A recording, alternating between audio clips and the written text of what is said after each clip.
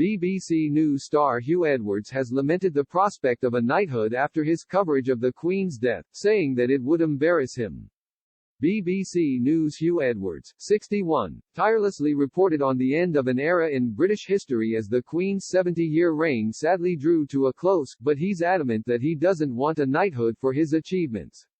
The newsreader argued that some had devoted their lives to good causes, but had ended up with nothing in return.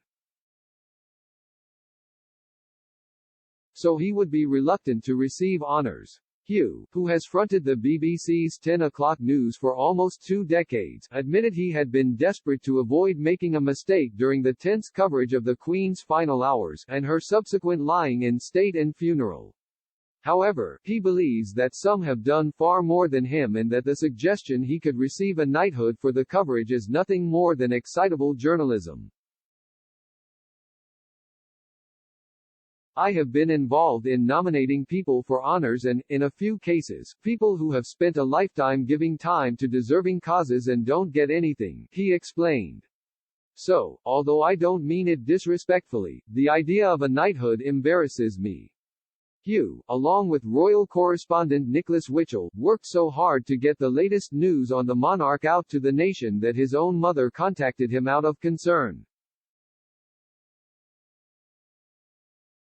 My mum kept on messaging me saying, "You look exhausted, there are huge bags under your eyes," he joked.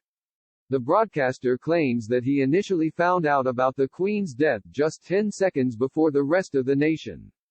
The confirmation ultimately led the star to switch from a navy blue tie to a black one, in order to be appropriately dressed for the period of mourning he knew would follow. Huw had opted to say very little during the coverage, to allow the tragic news to sink in as the public looked on. The reporter explained on reflection that keeping the commentary to a minimum had been a good call in his eyes.